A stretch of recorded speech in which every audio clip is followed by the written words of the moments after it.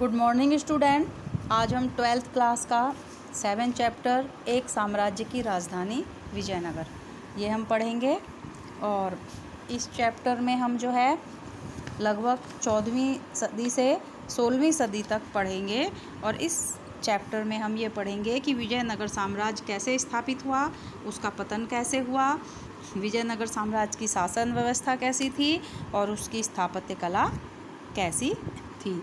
तो विजयनगर आप देख रहे हैं कि विजयनगर जो एम्पायर था उसकी स्थापना संगम डायनेस्टी के 2 भाई थे जिनका नाम था हरिहर और बुक्का। उन 2 भाइयों ने की थी और ये स्थापना जो है 1336 में की गई थी। तो हरिहर बुक्का ने जब विजयनगर साम्राज्य की स्थापना की उस समय जो है साम्राज्य की सीमाओं में अलग अलग भाषा बोलने वाले और अलग अलग धार्मिक परंपरा के लोग थे। संगम डायनेस्टी के बाद जो है सत्ता में जो आई वो थी सुलुभ डायनेस्टी। और ये सुलुभ जो संगम डायनेस्टी के सैनिक कमांडर थे, इन्होंने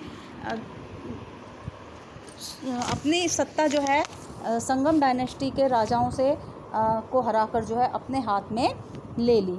और सुलुभ डायनेस्टी के लोगों से जो है सत्ता जो हथियाई गई वो तुगलक डायनेस्टी के राजाओं ने ली और तुगलक डायनेस्टी जो है सत्ता में आ गया। तुगलक डायनेस्टी में जो सबसे प्रसिद्ध शासक थे वो थे कृष्णदेव राय।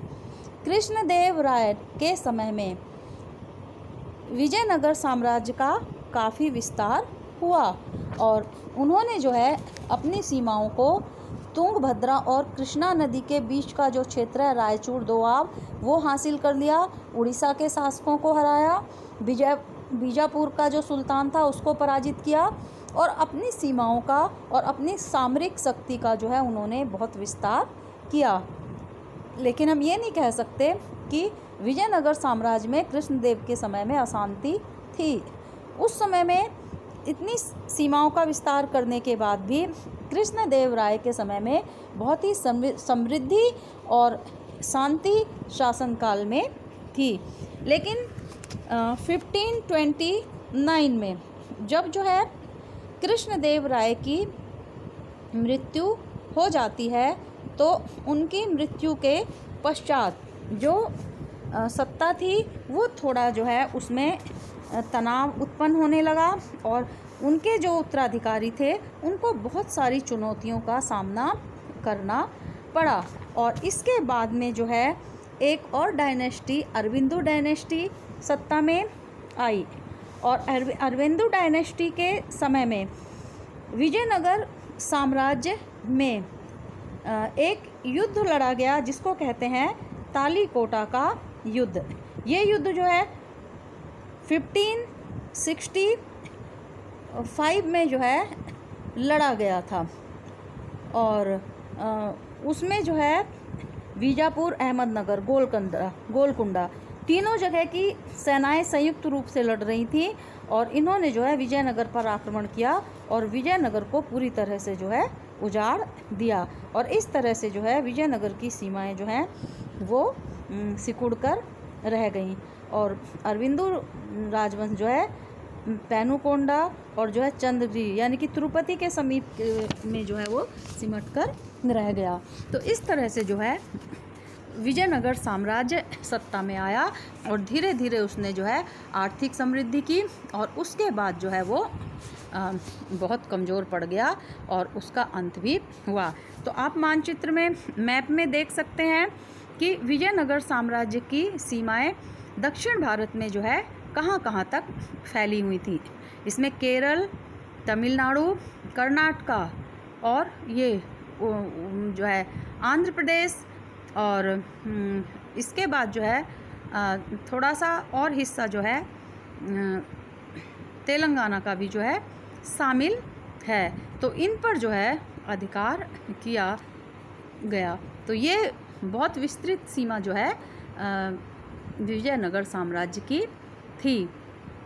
हम इस मैप के जरिए जो है समझ सकते हैं कि जैसे हम पढ़ रहे थे कि विजयनगर साम्राज्य जो है किन किन राज्यों से घिरा हुआ था। ये जो है विजयनगर साम्राज्य है पूरा। इसके बाद जो है देखिए बीजापुर और अहमदनगर और ये बरार, बीदर, ये सारे जो राज्य हैं इनसे जो है घिरा हुआ था विजयनगर साम्राज्य। और इस तरह से जो है विजयनगर साम्राज्य की सीमाएं थीं। विजयनगर साम्राज्य का हम एक नाम सुनते हैं एक शहर का, हम्पी, वो जो है महत्वपूर्ण हिस्सा रहा।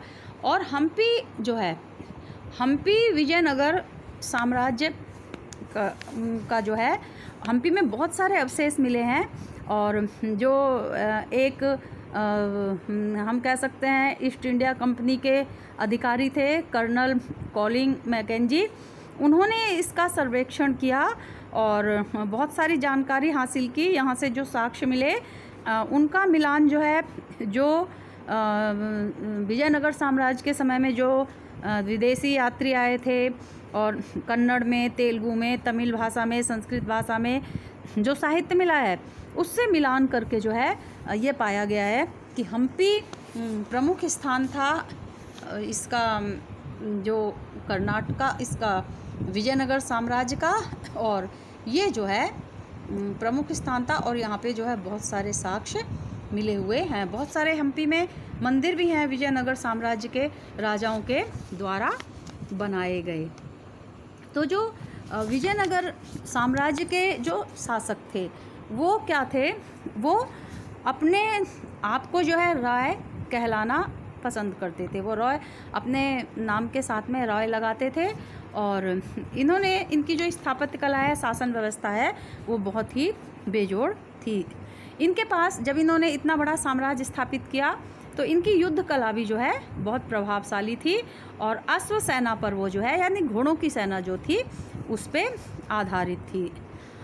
और उस समय जो है ये अपने इनके सीमाओं पर जो ये इतने इनके शत्रु शासक थे, इसके कारण ये अरब और मध्य एशिया से घोड़े जो है मंगाया करते थे अपनी सेना के लिए।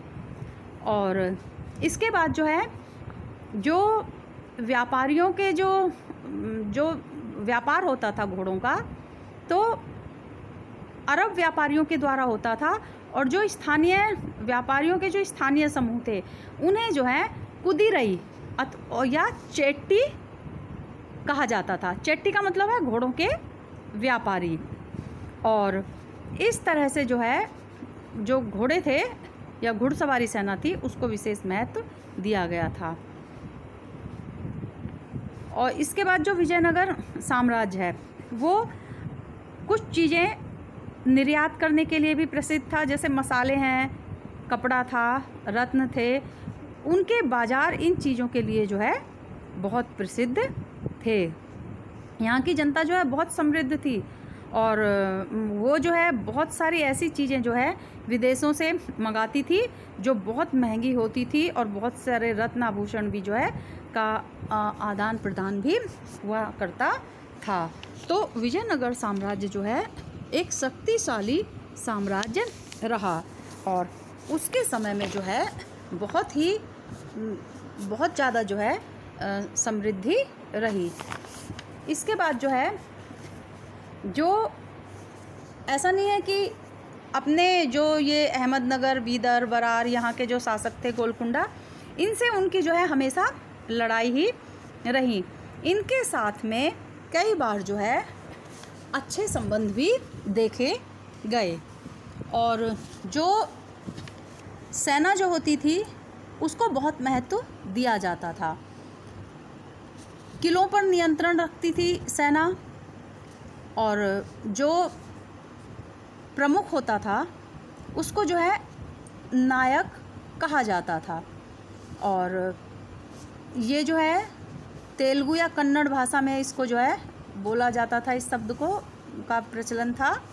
और एक शब्द आता है अमर नायक। तो विजयनगर साम्राज्य की जो है एक प्रमुख राजनीतिक विशेषता थी अमर नायक। तो अमर नायक जो है ये क्या होता था, सैनिक कमांडर होते थे। और इनको जो है, जो राय होते थे, राजा होते थे, उनके द्वारा जो है प्रशासन में, राज्य क्षेत्र में स्थान दिया जाता था।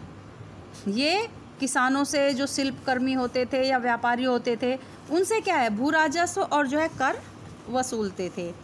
और राज्य जो मतलब टैक्स होता था, उसका जो है कुछ भाग अपना व्यक्तिगत रूप से भी उपयोग करते थे, और घोड़े, हाथियों का जो दल का रख रखाव होता था, तो उसके ऊपर भी ये खर्च करते थे।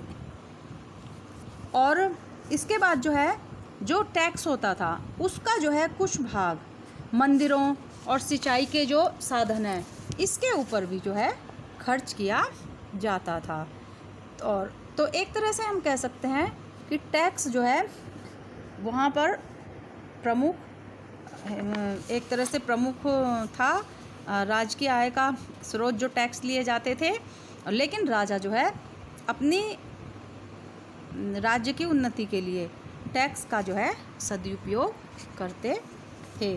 कई बार जो है, जो अमर नायक थे, वो राजाओं को भेंट उपहार भी देते थे, और राजाओं की आमदनी का ये सोर्स भी जो है एक हुआ करता था, जो राजाओं को टैक्स मिला करता था।